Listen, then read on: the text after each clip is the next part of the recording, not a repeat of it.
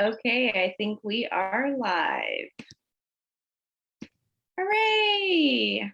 Hello, everybody. Welcome to Sheba's Spice Rack. I am Sex Posy Sheba, and this is a talk show about sex, dating, relationships, and so much more. I'm super excited about my guest today, Javonna Arriaga from Miami, Florida. She is a couples and family therapist, and so much more. Thank you, Javonna, so much for joining us. Thanks for having me. I'm super excited to be here. Awesome. So just to kind of get things going, will you tell us a little bit about your work and what kind of led you to it? Yeah, so I am, like you said, I'm a couples and family therapist. I graduated in July. I've been practicing for 5 months now, probably coming up on 700 hours of work, which is really cool. I also do my own liberation partner work, which is similar to coaching. I've been doing that for 2 years now, where I work with clients to just figure out like what they need to do to live the life they want and live in liberation. What drew me to my work is my own healing, my own journey. And I also just love relationships, all of them. I love family relationships. I love friendships. I love intimate relationships. And I had struggled with it myself, developing healthy relationships and maintaining them, and was really drawn to the work to help others. So that's what brings me here. Yeah, I think a lot of people are called to it just for their own healing at first. I definitely relate to that. And then, so much more comes out of it. It's such a gift to be able to give back the gifts that you're given from doing the work. I love therapy. I'm such a fan of therapy. I want everybody to do therapy. And there's just so much beautiful things that can come out of it. Do you find like people you talk to, are they open to therapy? Do you feel like, um, is it, specific type of, demographic that is a therapy person, or do you think that it's pretty common now that people are seeking out therapists? Um, well, I think that it's definitely becoming more common. I think I've worked in one of my sites was working with Black and Indigenous and Brown young femmes, femme-identified people, and a lot of their parents wouldn't allow them to do therapy. Mhm. So I think that while yes, there's a lot of people who are opening up to the possibilities and the growth and the healing that therapy can provide, I do think that there's still stigma, and I think that particularly in highly religious communities, Mhm. um, that it's still kind of a battle. And a lot of younger people, though, a lot of people under 25, 30 are really finding the value and need in therapy. A lot of my clients, I'm in private practice now, a lot of my clients are like 20 to 30, 35. And almost every single one of them are like, I'm sure my parents have XYZ, but they won't go to therapy. So I think that Yeah. like in 10 or 15 years, as the millennials become the older people, and then as Gen Z and they start growing up, we're going to see a lot more therapy out there. Yeah, I love that. I just know that growing up for me, it was something that rich people did, and it was only accessible if it was something that was already happening within your family dynamic. And we kind of had the uh, we can't afford that. And so I didn't end up getting into therapy until like my college years, when it was something that was available at the college that I was going to. They like gave you like 5 sessions for free. And I was like, oh my God, this is amazing. Like I've needed to talk to somebody for so long. And so I think it's a matter of resource, and also just knowing that that's some place that you can go to. Like I know there was this really amazing by donation therapy in Oakland. I'm from the East Bay, San Francisco Bay Area originally, and there was this really amazing clinic that you could see on a sliding scale. And so a lot of people don't know that there are resources available if you do want to see therapy. It's not just for people who have money. There's like so many programs out there that you can talk to somebody if you need to. And I'm sure you could probably share or drop in the comments later for people. Yeah, definitely. Two that come to mind immediately are Open Path Collective. They've really kind of become very popular in the last year. I've gotten a lot of my clients to them, and they're a really great resource. And like you said, I'll drop them later. And then there's another one I just found out about called RAD, Rise Above the Disorder, and they actually full scholarship pay for people's therapy, and it's really Ooh, cool. It's actually like kind of nerdy and cool too. It's part of like yeah. they do like gaming, like live streams to Ooh. fundraise for them. So it came out of like a gaming community, which when I learned the history of it, I was like, this is so cool. But you can apply and they'll pay for all your therapy if you get qualified. That's awesome. Yeah, and I did talk therapy, or what's it called? Teletalk. Have you heard of Mm-hmm. Teletalk? I don't know. Yeah, No, I haven't. it's an app that you can download on your phone that you can basically have a therapist just send you a little video on your phone, like a video chat, and you can have a therapy session right there, wherever you are. So there's so many resources now. I just want to start that out, just pro therapy party.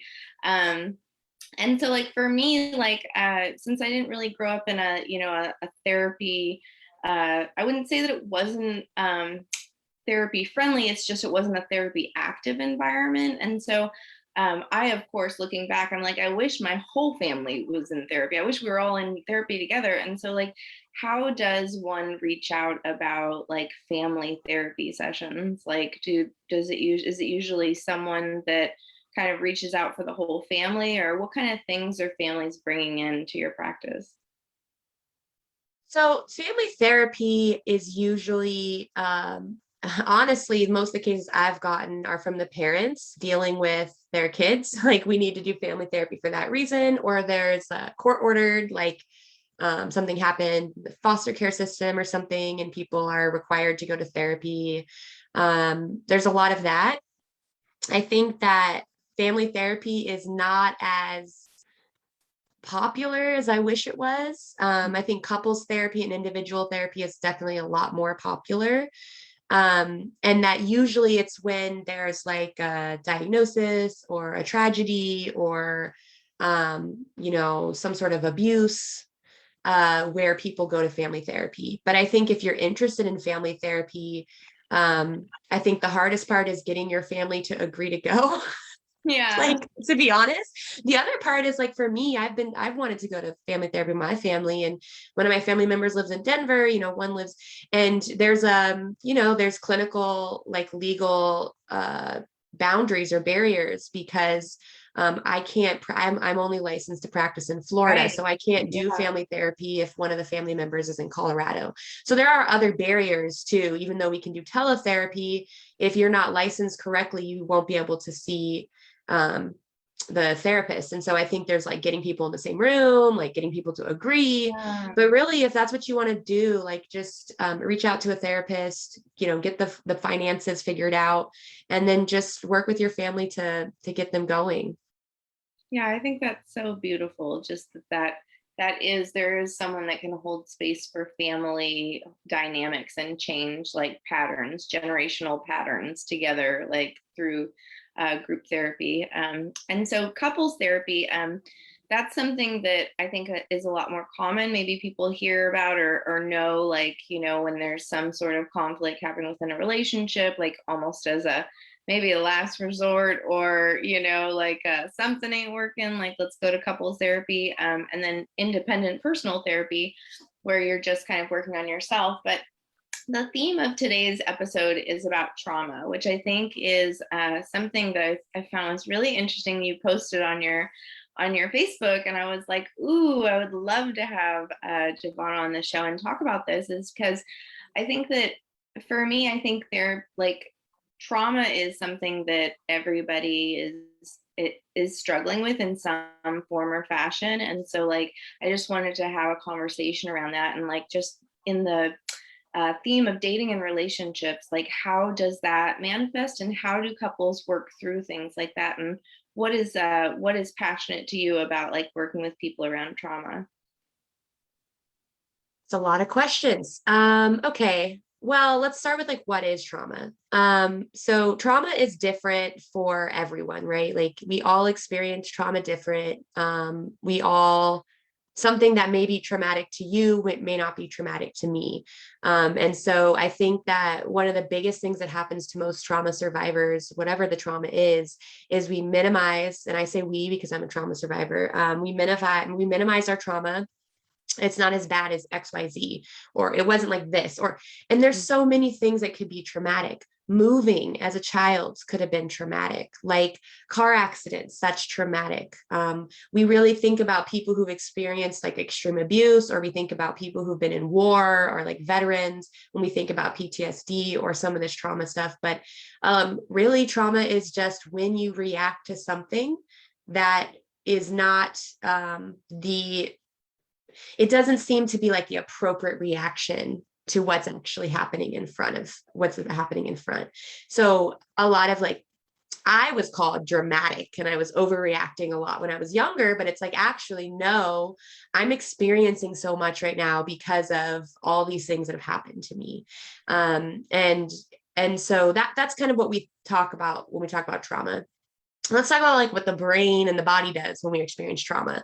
So our brain is amazing. Our brain is very powerful. Our brain is very intelligent, and it has so many ways for us to protect ourselves. And our body has the nervous system, which is how we regulate our systems, how we regulate, basically everything. And so there's the polyvagal theory. I don't know if you've heard of the polyvagal theory. Yeah. Okay, great. You know all about it then.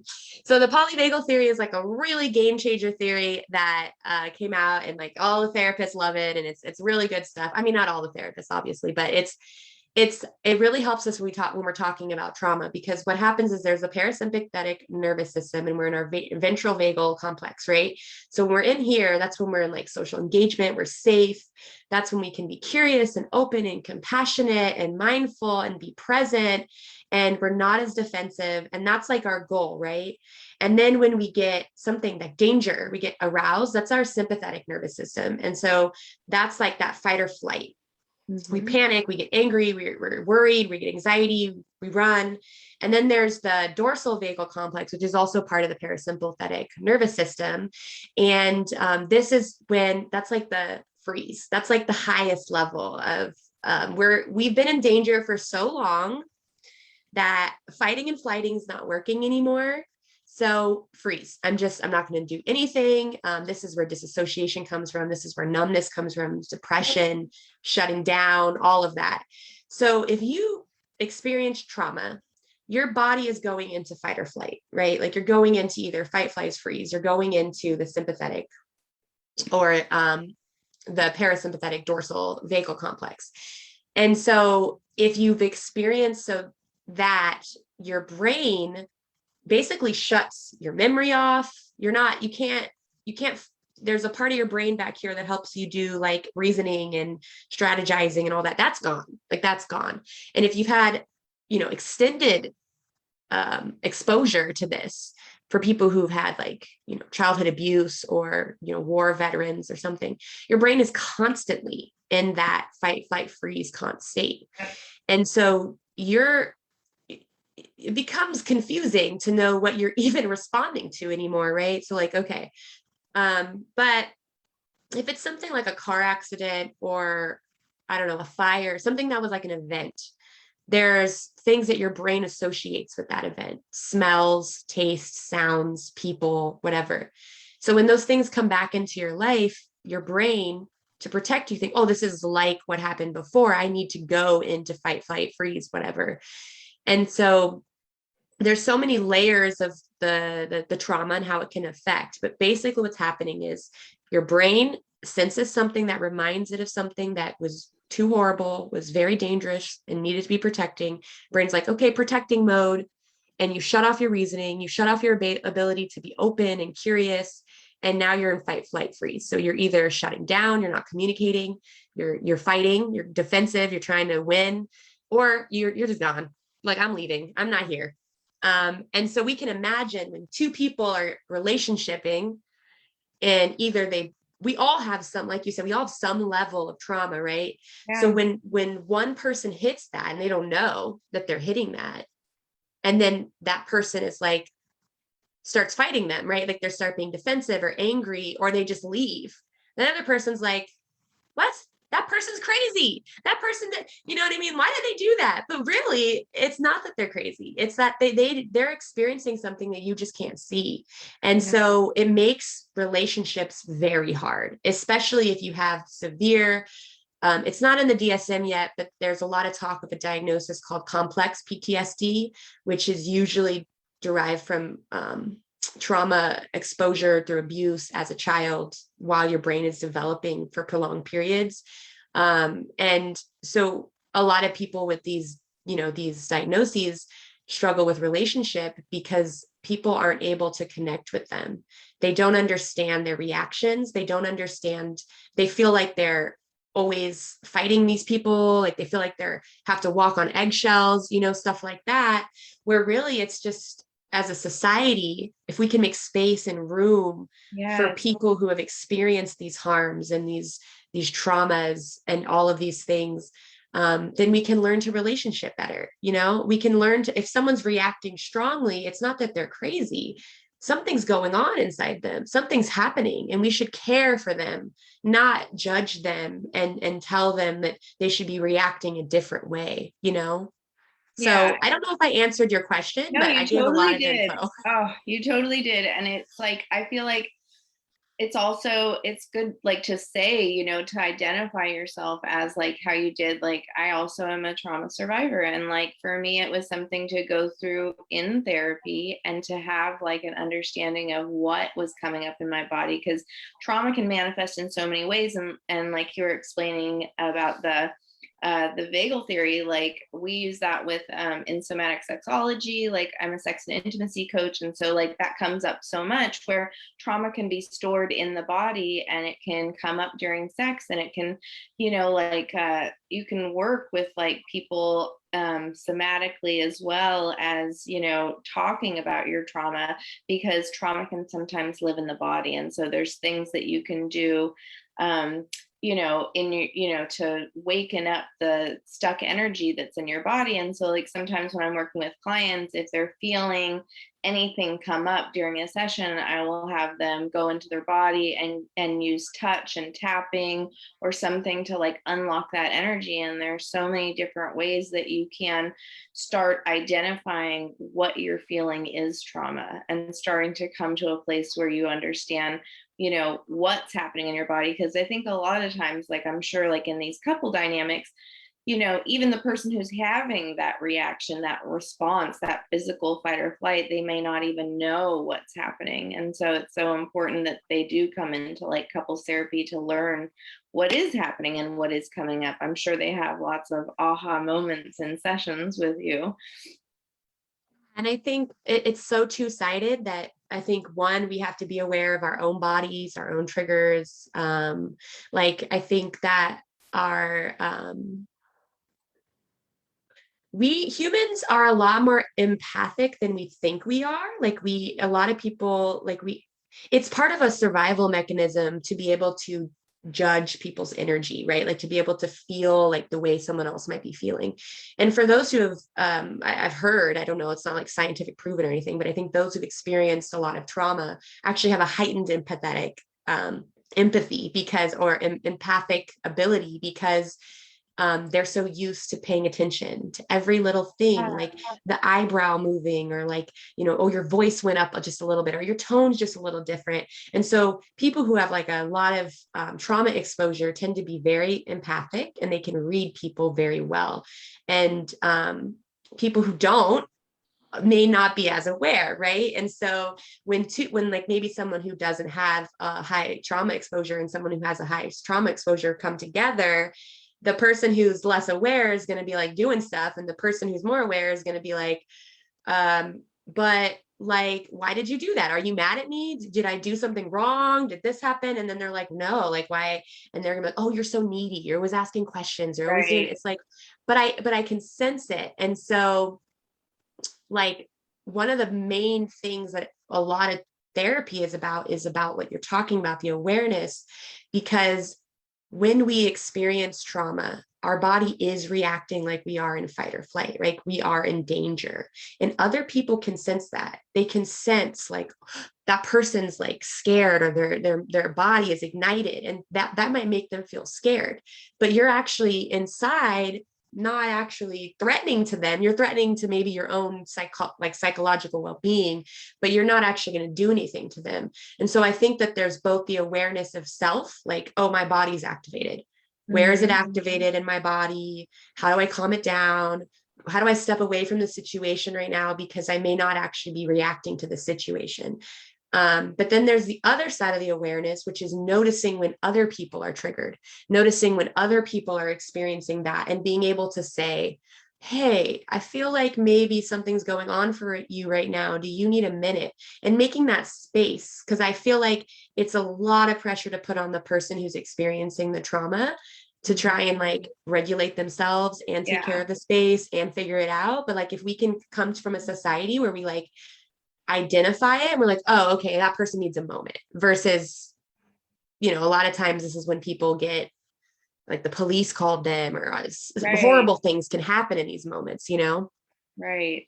Yeah, I think also it's just like when I work with clients, I'll suggest to them, like, if they are in a state of being triggered, and they feel something coming up, to like say in that dynamic with their partner, like, something's coming up for me, like calling it out, and like getting into a habit of, when they feel something happening in their body and they feel something coming up during sex, or during intimacy, that they immediately like take a pause, instead of just kind of going along or pushing it down, just like kind of saying like, oh, something's coming up for me, and being curious and leaning into that, and kind of paying attention and having a dialogue about it. I think oftentimes people can just autopilot past it and try to push it down. And so is that something that you hear in couples dynamics? Like, how do what are some tools that you can offer to people who might like be in a partnership where trauma's coming up, and it's flaring up in that way? Like, what are some things that people can do? If trauma is involved, I like most times I'm going to recommend getting a therapist. Trauma is fragile. Trauma is an important thing to have a support system on, because it's unpredictable. We don't know when it's coming, when it's going, and frankly, depending on the trauma, it can take you out. Like it could take you out for a couple weeks.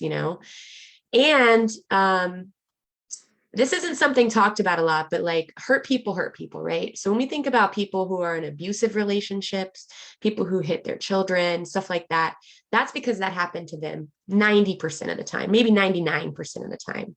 So, and it's usually when they get triggered, right? So it's like they got triggered and they went into whatever happens for them, and maybe they hit someone. So that's why it's really important to get a professional involved when we're talking about trauma stuff. It's not something that you should do on your own. You should try and like read a bunch of books and sit at home and do. Like you should really get Yeah, someone like talk to a Sheba or some, professional. yeah, talk to a professional. So that's number one. Two, I think so Gottman, I don't know if you use any Gottman in your work, but so Gottman's like the marriage researchers, they're pretty like heteronormative, but they have really great research. And one of the things they do is they use, I can't remember what it's called, but it's like a monitor, and it monitors your vitals, like your heartbeat and all this stuff. And Okay. they actually allow couples to get to the point of like their heartbeat raising and doing all this, and then they make them stop. And they, in therapy, they actually teach them like, okay, look at your heart rate's raising. You need to stop. You need to stop conflicting right now. You need to walk away and come back. So I think being able to have that awareness in your body, like, oh, my mouth's getting dry, my Yeah. heart's going up, my palms are sweaty. Okay, maybe this isn't the best time to have this conversation. Like maybe we need to post this. The other thing that I do that I learned from like the ethical non-monogamy community that I think every partnership should do is we do monthly meetings, me and my partner. And I think what's best about that, especially with the trauma stuff, is for me, lately I've been like, okay, I'm triggered right now. He said something that made me mad. What do I do? You know what? I'm just going to write it in my note on my phone because I know we have a monthly meeting in a safe space to talk about this. And then it's going to give me some time to process it, maybe talk to my therapist about it, figure out like, is it him? Is it me? Is it my trauma? What is it? And then come back to each other in our monthly meeting, or if you're going to therapy, and talk it out. And that has been a very important practice for me. And I highly recommend having a space that you know you're going to have a conversation that's hard, so that you're not consistently like always talking about, like always in the talking, always in the mess. Really beautiful. Yeah. So that's something I recommend. And would you share with us, what is the group, the meeting that you go to with your partner? We call it, so we have a couples therapist, but we have a monthly meeting called a radar. I don't know if you listen to Multi-Amory. It's a podcast about like what it says, multi-amory. It's mostly about non-monogamy, but they include monogamy and any type of relationship style in it. And if you Google Multi-Amory radar, they have a whole episode about it and a document. And it's like a monthly meeting that you have with yourself, just you and your partner. You set it up. And there's a form and you go through it. It goes through. Oh, I love that. Yeah, it's really useful. I have one tomorrow with my partner, and they recommend doing it if you have multiple partners, doing it with all your partners. Like if, and depending on the partnership, you might need to do it like once a quarter, once every 2 weeks. It's totally flexible, but I highly recommend it for any type of relationship, not just monogamy or non-monogamy, but like I think monogamous couples could get a lot from having a meeting like that too. And what kind of things like come out of it? You don't have to share your personal, relationship. I'm totally all about like, having some form of anonymity with your personal life. But with these kind of meetings, like, does it hold like space to talk about like conflicts that happen like during the week, or like things that are like big decisions that are coming up? Like, how does that work into the dynamics of a partnership and be helpful, like as a resource? Yeah, so you go through like family, other partners, dreams, conflicts. Like there's like a whole list that they give you outlined in that particular one. You could use it and make your own. But every meeting we just go through the list of topics, and fights and arguments is one of them. And so then there's also like shared projects or work, family, other partners. And so we just go through each and we talk, and we each have our own notes. We both use our phones. So we'll go through our phone, like, oh, I wrote this down. Okay, let's talk about that. Oh my God, so much. You'll have to, will you share a link to the video so that people can look into that? I think that's a really interesting, I've heard about like other love coaches in my field who have recommended like contracts, like creating a contract with your partner of like, this is what we are going to commit to in this partnership. These are the things that are our goals. This is what is a make it or break it, like kind of really writing up like a clear, concise way of like how you want to have your relationship. And it's like a signed document, and like you can always like revise it, or check in on it and kind of have different things added later. I think that's really beautiful to have that kind of a piece of paper that's just like a binding document about your relationship. I had never heard of that before, but I think that's a really beautiful tool. Yeah, and I think what you're saying, even if you don't do a contract, like identifying your own needs and boundaries before you enter any relationship is really important. And then when it comes to like trauma, like what we know, at least what I believe, and what some researchers have proven or have tried to prove through their research, is that a lot of human needs, like our conflicts, break down to unmet needs, right? Like that you expected something, you thought you had an agreement on something, or you have an unspoken need you haven't spoken about. And I think that for trauma survivors, our needs, a lot of us, our needs have been told don't exist. They're not allowed to have, we're not allowed to have needs, whether for whatever it happened, right? And so like really understanding that it's okay to need things from your partner, and it's okay to have boundaries. It's okay to say no. It's okay to say all of these things, and being able to do that will also help someone who is experiencing trauma be in relationship better. Yeah, that's definitely something that I just did a workshop with Good Vibrations. I do called Getting the Kinks Out, and it's kind of from a kink education perspective, but that's something that is a really beautiful gift of that type of play, is that you get to really call out what are my boundaries, what are my limits. And like I think that that can be really beneficial to people in in relationships of all kinds, is knowing this is how far I'm willing to go doing this, and this is what my expectations are, and this is okay and this is not, and like creating some dialogue to where people know what each other's limits are. I think it's always beautiful to have boundaries. And what a wonderful topic to have today. I think that a lot of people might not even know what they're feeling is trauma. So if how would people identify, like, ooh, I think that what I'm feeling, what's coming up might be from a trauma. Like, what are some kind of like ways that people could know that, like, ooh, I think I need to go and see a therapist because this situation brought it up? Like I said earlier, the best way is if you're responding to something in a way that seems extreme or larger, or like you're like if someone just says hey to you and you just like respond with a scream back, Yeah. like, why'd you say hey to me like that? Like if then you might be like, oh, okay, maybe something's going on. And I think it's important, like, to note that there are certain traumas, racial traumas coming up for me right now that are ongoing, and they're not going to stop. Hopefully we can stop it someday, but they're not going to stop right now. And it's really hard to heal that trauma while it's continuing to happen.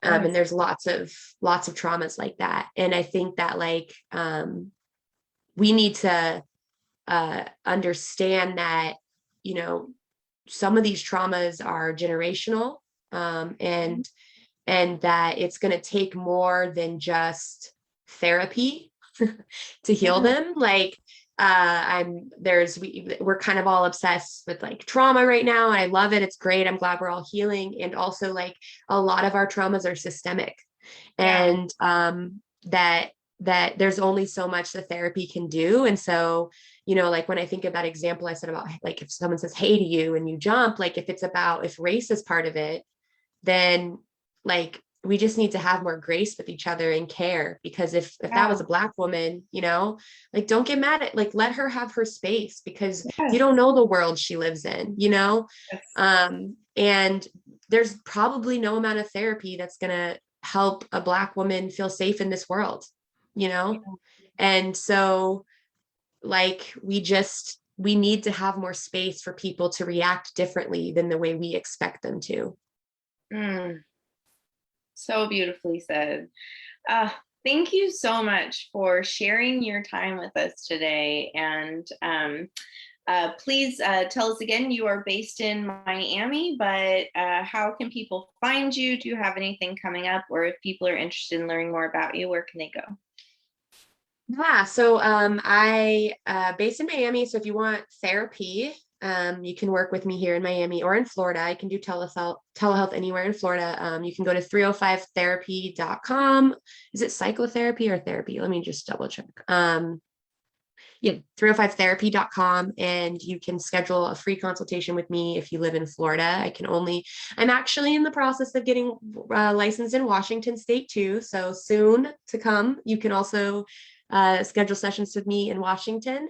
And then I also do, like I said, liberation partner work that's worldwide. You can go to I'm rebranding right now, but for now, you can go to JavonnaArriaga.com to get that information, or you can go to Alongside Javonna at Instagram, and you can get my contact information, and you can set up again another free consultation.